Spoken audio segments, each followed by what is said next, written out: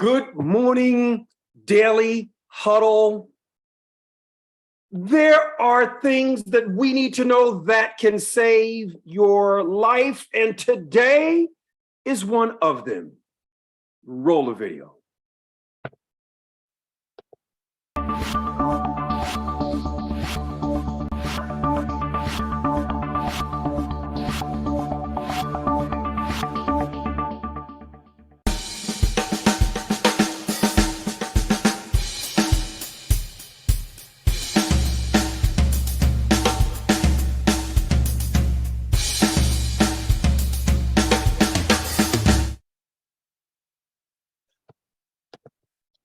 Good morning, good morning, good morning, good morning, Daily Huddle. Good morning, Facebook. Good morning to each and every one of you that has made the decision and the commitment to join us here on the Daily Huddle. My name is Vince Rountree, and today I am your host. My co-host is missing in action, so you just got me for the day. And today we will talk about the reason why stents do not prevent heart attacks. We'll talk about what a stent is, and we will talk about why they are used. And we will discuss why the statistics show that this invasive procedure that is logical does not prevent heart attacks.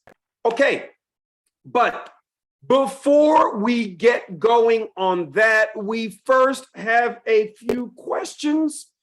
And the first question goes to Miss Andrea. It's been a while since I've seen you. Good morning, buenos dias. How are you today, Miss Andrea? I am the way I say I am, Vince, and today I'm strong. That is a beautiful, beautiful thing. You are the way you say you are, and today you are strong. Thank you for sharing that with us. My next question goes to Stacy Robinson. Always a pleasure to see you on, man. Tell me, Stacy, where are you? I am right here in the place that I need to be at, right here with my Daily Huddle family, absorbing the love in this space and in this time. That's what I'm talking about. You are right here. It's not where you are, it's where you're at. It's where you're at. Good to see you. Good to see you this morning. And I got the time, and the time is as I look at my watch now. Only thing that matters now, here, now. This is what you can affect. This is what we have power over. It is the here. It is the now. Well, let's today talk about heart disease. And we're going to talk today a little bit about the cause of heart disease. Angioplasties and stents. I mean, and these are medical procedures that people get when they have this thing called atherosclerotic plaque in their arteries. Well, what is atherosclerosis? And what is the cause of atherosclerosis? Why is it a problem? And what can we do about it? Well, these questions are questions that everybody kind of needs to know. And there's a lot in this area that is, people just kind of go in the wrong direction. And so when people have chest pain, they need to go to a doctor. And because by the time that you've got chest pain or angina, by that time, you are going to the doctor, you are feeling that pain because you already have what's known as atherosclerosis. And I am going to do a quick screen share and just show you what that looks like. And give me 1 second to pull this up and pull up my screen because I want you to see an image of what atherosclerosis looks like. All right. Did I share the right screen? Okay. All right. So what you are looking at here in this image is you are looking at the image of an artery. And in that artery, you are seeing this buildup of material. This is inflammation.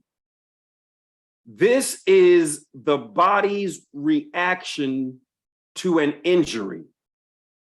This was caused by LDL cholesterol making it through the subendothelial layer and getting into the wall of the artery. And the body sees this as an invasion. And it develops pus, T cells, macrophage, and it develops it. And so when this builds up inside the artery wall, then this area right here where blood normally flows has less room to get through. And as it has less room, that's going to cause poor blood flow. And this is going to raise your blood pressure, which is one of the reasons why high blood pressure is an indication that something is going wrong with your arteries. And if this ruptures right here, because this can get so thin that it then ruptures, then all this material spills out into the artery. And if this happens to an artery in your heart, that's a heart attack. If it happens to an artery in your brain, that's a hemorrhagic stroke. Exact same pathology, just in different areas. And if you have this in one part of your body, you literally have it all over. You see, we have 60,000 miles of veins and arteries and capillaries all throughout our body.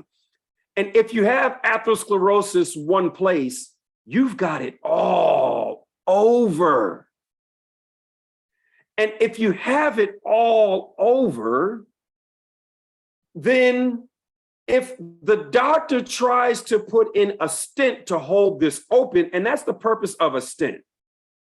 You see, the purpose of a stent is if this happens to an artery in your heart, the doctor will enter into your artery, what's known as a catheter, and there is this metal kind of wiring that's like a sleeve. And the catheter will go in with that sleeve and it'll be deflated. And then once they get it to right here, they'll kind of blow up this kind of balloon, which is on the inside, the mesh wiring is on the outside. And then once they blow it up, it's in place. Now they can take this out, and then that will then hold this open. And this is left held open because that's the clogged artery where they were able to get it open. Because if you've got this clogged in your, in one of the main arteries in your heart, that can rupture and cause a heart attack. So it makes logical sense that if you can find areas of atherosclerosis and put a stent in it, then that can prevent a heart attack. And that's the theory behind stents. But the statistics show that stents do not prevent heart attacks. The reason why is because we've got 60,000 miles of veins and arteries. And if you've got atherosclerosis one place, you've got it all over. And if you got it all over, I mean, if you don't get atherosclerosis just one place. You probably have it in thousands of places. How do the doctors know which one is going to rupture? The answer is they don't. And with so many different arteries and with this large length of arteries and veins, if a stent is put in one area, but now you've got this one, but then you've got this one, you're kind of like playing the game whack-a-mole, where you knock this one down and this one pops up. You knock this one down, this one pops up. You knock this one down, this one pops up. That goes on forever, literally, because if you have it one place, you probably have hundreds or thousands of locations with atherosclerotic plaque. And if that is indeed the case, then how do they know which ones to stent? And that's where there's people that have 15, 20, 30 stents and they still die of a heart attack. Because you have this all over. You have it all over.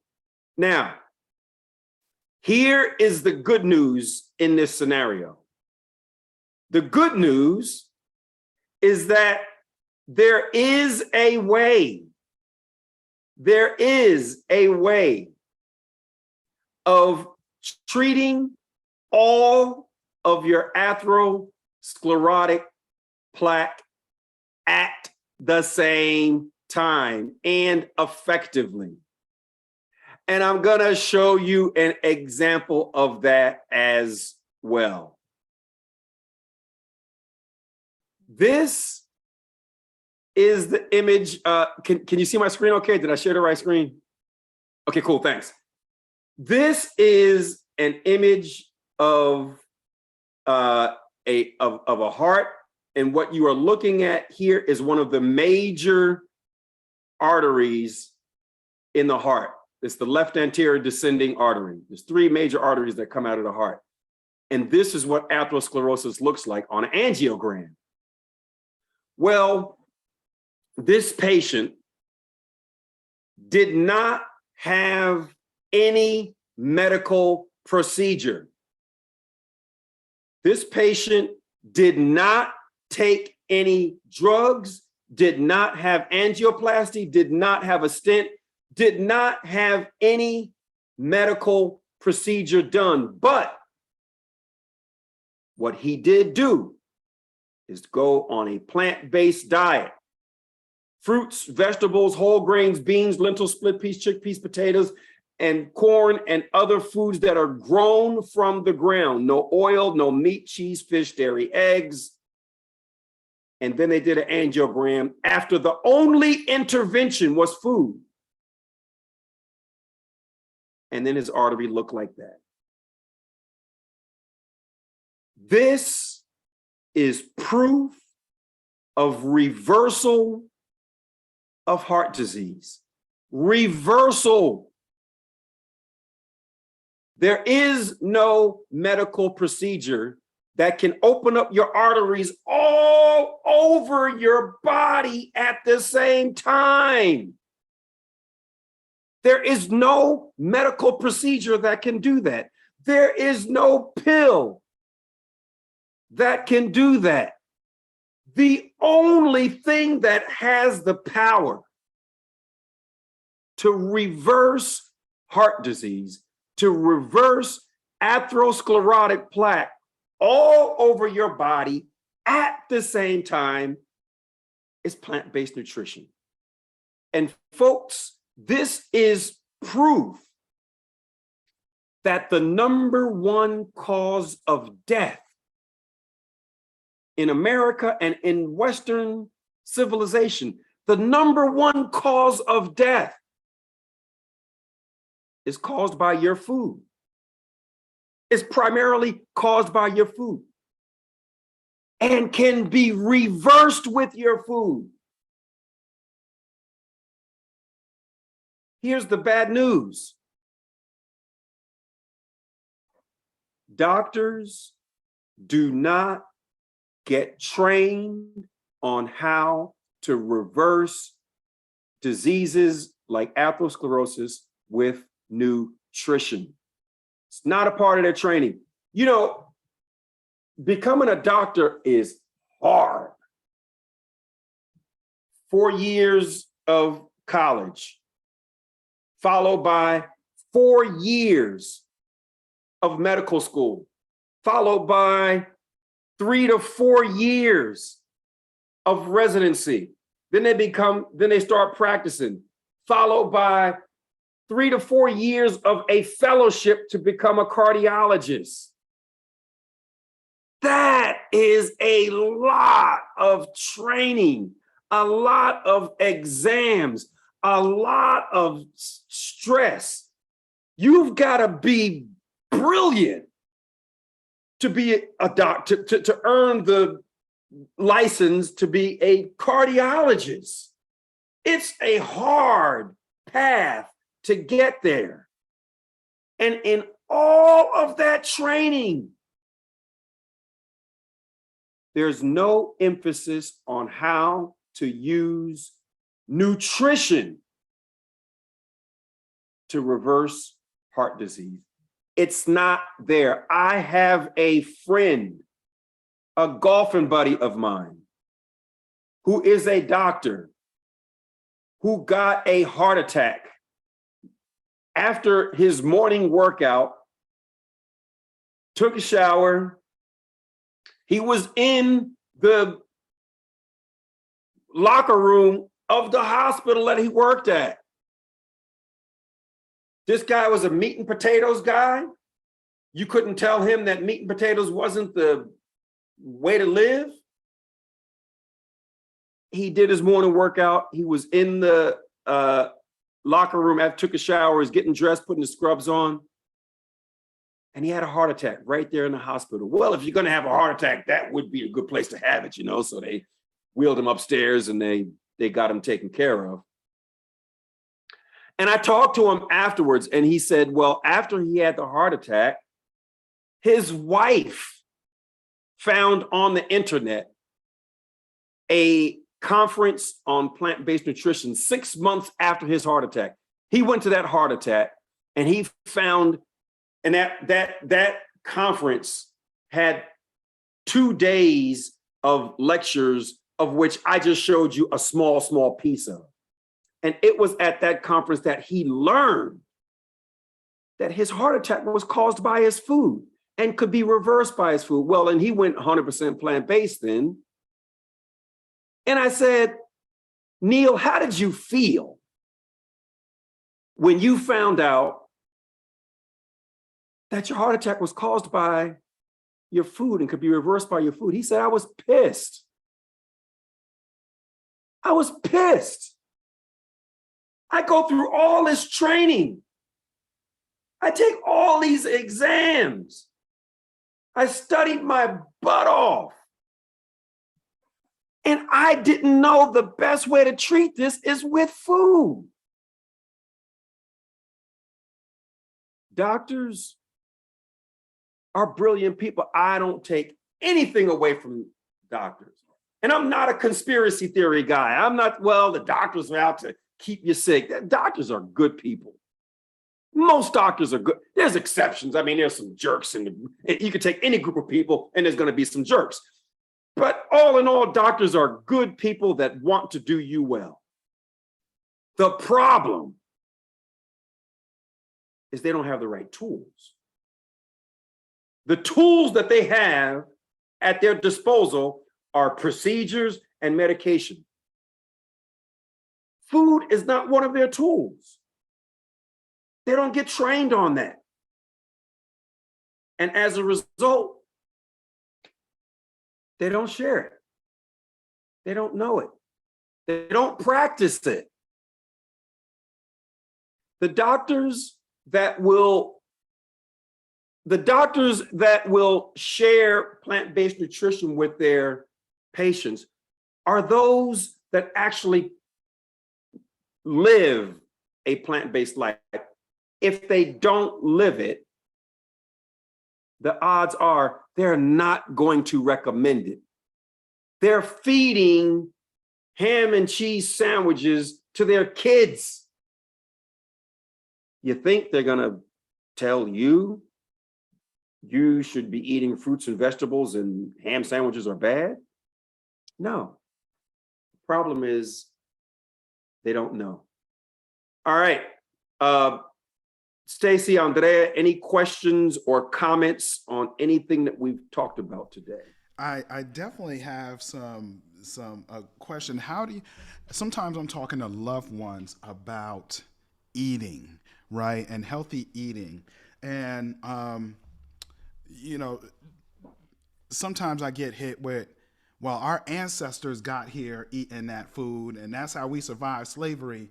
And you crapping on the ancestors when you talking like that. And really, I know it is this, it's a conviction. I know they feel convicted, but what type of advice or encouragement can I give to people who feel judged by conversations around eating healthy? If you can, sit down and watch a documentary called Invisible Vegan.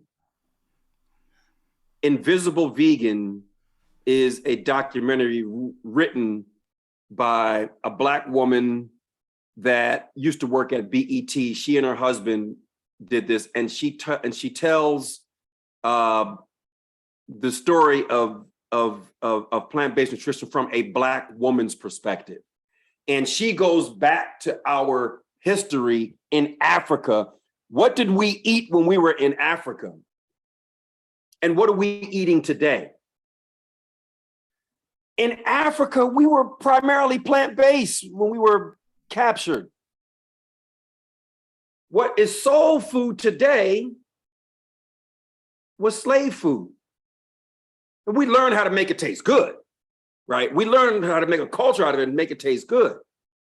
But the slaves ate what the scraps that the masters wouldn't eat. That's why we learned how to make chicken wings good and neck bones, right? We ate the scraps that those living high on the hog wouldn't eat. There's also another there's a presentation by Dr. Milton Mills called "Soul Food is Slave Food." That's on YouTube. If you go to YouTube and type in "Soul Food is Slave Food," Dr. Milton Mills, this brother is went to Stanford. He got his MD from Stanford. Brilliant brother. And so Invisible Vegan and Dr. Milton Mills' presentation, I think those would be able to explain the history better than you and I could ever do it. So I would recommend those two vehicles, because when you get into that tit for tat, now it's I win, you win, so if you have a third party do it for you, say, let's just look at this perspective and then let's talk about it when it's done. That might be a better approach, because now it's not head to head. All right. Yeah, all right. So then, Cece, I think, did Cece have her hand raised? Did you have something, Cece? And Cece left something in the chat. Yes. How long does it take to reverse clogged arteries using plant-based? Well, that's a really good question. And we don't really know. Usually symptoms will start to get better in weeks to months. And the degree to which there is complete reversal of that atherosclerotic plaque will vary from one person to the next. Everybody is not going to get 100% reversal or 100% clearing of the arteries. That's not going to happen to everybody. But relief of the symptoms, right? And so one of the symptoms that you'll know the most is angina, which is, or doctors call it angina, which is pain and congestion feeling in the chest. And normally that will start to subside in a month or so. But the degree will definitely vary. It's not a you know, a definite the same for everybody. It's kind of like the same thing with diabetes. I have seen, well, in our last challenge, we had a girl, a woman in our challenge that had a fasting glucose of 170 while she was on medication, and 4 days later, no medication, and her fasting glucose was 90. Perfect. Her fasting glucose was perfect. Without medication, it was 170. With medication 4 days earlier. She is a fast responder. That is not going to happen to everybody. Same thing with the clogged arteries. It's really going to vary from person to person. And everybody, again, is not going to get complete reversal. That's an excellent question, CC, because there's clearly a range, and you know, and how you know, and the degree of effectiveness is not going to be the same on everybody. So, all right, thank you for that. Thank you for that. That was a great question. All right, I got 28 minutes after the hour, so I'm going to go ahead and wrap up. I think that we might not have an outro video when I'm done, so I'll just go ahead and stop the live stream after after I say my closing. And my closing is always this: I want you to look in the mirror. I want you to look at your image on Zoom. And as you do this and you touch your face and you realize that, you know, I want you to give some thought to the fact that you've only got one body in this lifetime. And if you don't take care of your body, where are you going to live? You've only got one body in this lifetime. So eat as though your life depends on it, because it absolutely does. Just eat more fruits and vegetables. If that's all you do, and say, you know what? Today I'm going to eat 3 extra servings of fruit that I normally don't. And I'm going to have an extra serving of vegetables today. That's all I'm going to do. If that's all you did every day, you would extend your life. So when I say eat as though your life depends on it, it's because it does. My name is Vince Rountree. Thank you for tuning in to the Daily Huddle. Tune in to the Daily Huddle each and every weekday morning at 9 o'clock Eastern. And I promise you, we are going to share information with you that will help you and that will change your life. Thank you so much for being a part of my morning and your morning, and have a fantastic day. All right, many, many thanks. Bye, thank you. Mhm.